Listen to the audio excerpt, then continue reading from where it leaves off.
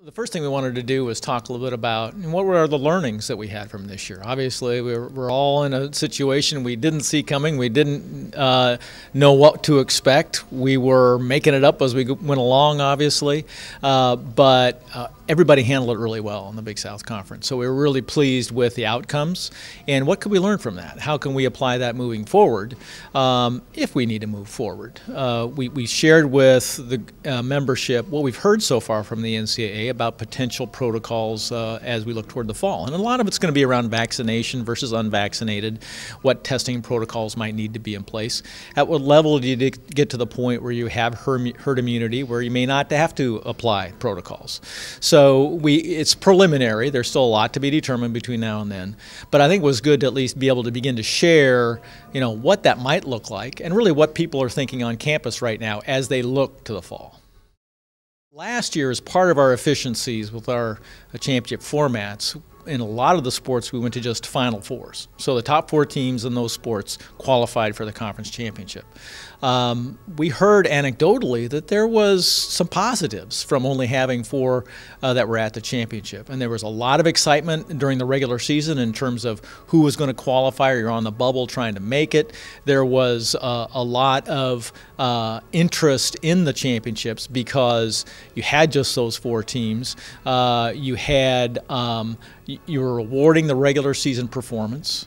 You're protecting RPIs by only playing the top teams in the conference tournament. So should we continue to think about smaller sizes for our conference championship formats? We didn't make any decisions on that, but over the course of the next few months, we're going to talk about what should those look like, and should we have a more consistent approach to our championships? How does that apply to equity between men's and women's comparable sports? So all those things are really important as we think about the size of our championships. What's best to ensure success in our sports, number one, competitively, and then how do we want to ensure that those student-athlete experiences are the best they can be? We approved the start dates for basketball seasons this year. With the men playing 16 games, playing in divisions, they're starting on January 5th. The women are playing 18 games but don't have divisions, so they're starting a little bit earlier. They're starting on December 28th.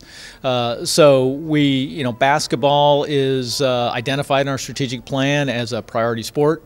We've spent a lot of time talking about basketball issues at these meetings, as we always do, and certainly that was part of it. Our schedule formats, we're talking a lot about days of the week, best days to play, both for crowds, for student-athlete rest, for officials.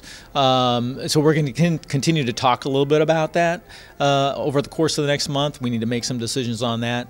So that's going to be part of it. And then, we did talk about our upcoming Hercules Tires basketball championships in Charlotte, North Carolina. We're really excited to get to Charlotte. We put that off for a year given COVID and everything around that, but we talked about certain protocols, certain procedures that are really important, from ticket purchase, promotion, and some of the logistical challenges around that. But we're excited about the opportunity. We're excited about partnering with Charlotte and the great job they've done in really wanting to have the Big South Conference there, and excited about the opportunity in front of us come March of 2022. Of course, the NCAA is undergoing an equity study themselves, given some of the publicity around their men's and women's basketball championships. So we felt it really important that as a conference, we take a look internally. Let's take a look at our own policies and procedures from an equity standpoint, through an equity filter. Are there blind spots that we have that maybe we weren't aware of? Are there certain things that we can do better? Are there better opportunities we can provide to our student athletes and more equitable? So we put a committee together with ADs and SWAs and student athletes and began to talk about what kinds of things, what kind of topics do we think we need to address. We had a really great call with the committee last week, reported out to our Board of Administrators today, and I think everybody really appreciated the fact that this was something that was important to us as a conference, and ensure that we're doing things the right way. So we're looking at championships, how we're making decisions in the conference, we're looking at governance, we're looking at operations, you name it, from soup to nuts, and we think we're going to come out with some recommendations moving forward that are really going to help us in what we're doing. And to that end, on the governance side of things, in the past, our athletics directors had 3 sports reporting to them: men's and women's basketball and baseball. Well, the committee identified that and said, well, maybe it should be equal, 2 and 2. And so what the ADs approved today was that they would add softball as a sport to have oversight over in our governance structure. And so that's a real positive move. And so our equity study is already bearing fruit, and it's already providing some results. And so as we continue the conversation over the next couple of months, I think it's going to be very beneficial.